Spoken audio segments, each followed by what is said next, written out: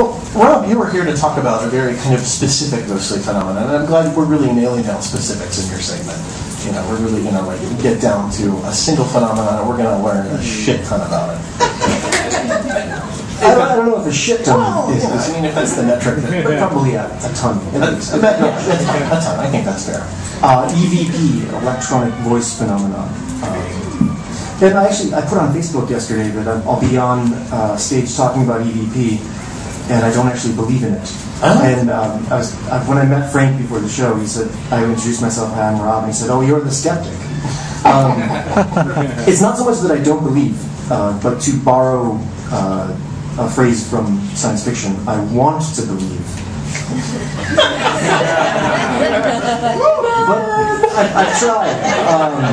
Every bit of EVP that I've seen out there that's been documented, I've really tried to apply the scientific method. And nothing I've seen so far has really held up under scrutiny. That doesn't mean that something won't eventually, and I'm always open to examine new things, but so far I haven't seen anything I actually believe in. That's not to say that there might be something that's just completely beyond my understanding or our understanding. You know, I mean, certain people are baffled by magnets or how the tides work. So, if those things can be beyond someone's understanding, there are obviously going to be other things that have an explanation that I don't understand, right? God bless you, Rob Callahan.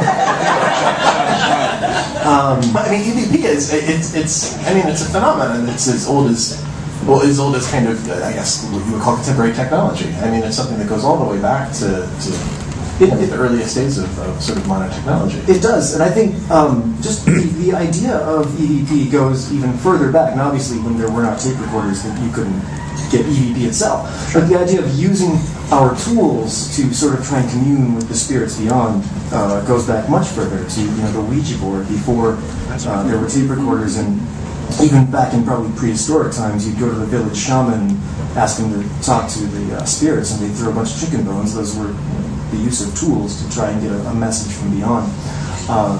EVP, the earliest mention I've been able to find of it on Wikipedia, so I know it's credible, was Scientific American had gone and edited or interviewed Thomas Edison, and the interviewer had asked him, do you think there'll be a point soon in our technological future when we can pick up recordings of ghosts, of spirits that have passed beyond and are trying to communicate with us? And he didn't go so far as to say that he believed there were ghosts trying to do it, but he said if there are, we're very close to a point in our technological advancement where we'll be able to pick it up and record it and possibly communicate back to them. Sure, and I mean, you think about that time in history where technology was advancing so quickly. I mean, the innovations that happened just across the board at that time seemed so.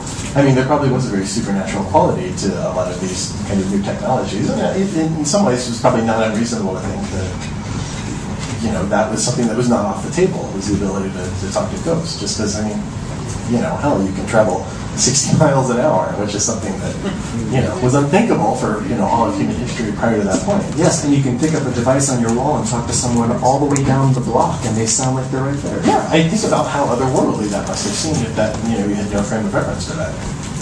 So we can give that a sense of. So yeah, I do want to believe. I would say that if you are in possession of a recording of EVP, before you start sharing it with people in order to use it as proof of the phenomenon, you should be very careful not to taint your results.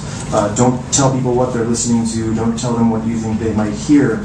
Just let them listen to the tape or digital recording, whatever, and ask them what they may think they've heard. Because you could have something that sounds like maybe Caddyshack, and you can play for people and tell them you're going to hear the word Caddyshack, and they all will. You take the same recording and tell people they'll hear Cuddy Sark, and they'll all hear that instead. So it's important to not taint your results that way. Also, I think a lot of us have seen documentaries of EVP, and whenever they've got the sound playing, there are always subtitles underneath telling you what's there. I've seen videos on YouTube of talking cats, and they use the same trick to tell you what the cats are saying. Kind of suggest. They prime your brain to recognize a sound that may be similar to what you're actually hearing, but isn't the actual sound. So always be careful not to taint your results that way. Sure. So I mean, in those technical terms, EVP it involves a tape recording of just kind of the atmosphere, of just sort of atmospheric sounds?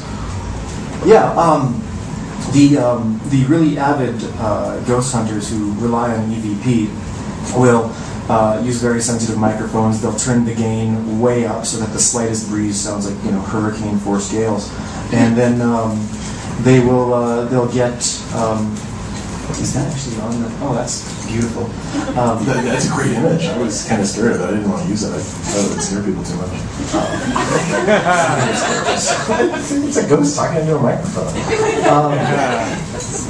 So where was I? So you gain all the way pick up every possible sound in the room, and by doing that, the theory behind it is that the ghosts, if they're able to communicate, they're going to be kind of muffled and distant and not something you can pick up with just a run-of-the-mill piece of recording equipment. Because there's that separation between the supernatural world and our world. Yeah, and so by tweaking it as much as possible to pick up every little sound, eventually you'll get ghostly voices, warnings, and so forth. And it's also typically done in places where ghosts are reputed to be, like haunted houses or old prisons. There's the very famous EVP recording that was taken in a prison where people are sitting around asking the ghost questions, and finally you just hear one scream and you get out. And when you hear it, it is chilling. It's very scary, far scarier than that Paranormal Activity film.